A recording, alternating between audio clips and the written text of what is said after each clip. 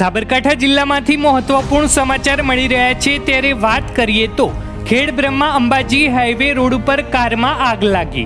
અંબાજીથી ખેડબ્રહ્મા તરફ આવી રહેલ મારુતિ કારમાં અચાનક જ આગ લાગી તો ખેડબ્રહ્માના રાધીવાડ પેટ્રોલ પંપ નજીક કારમાં આગ લાગતા કાર બળીને ખાખ થઈ।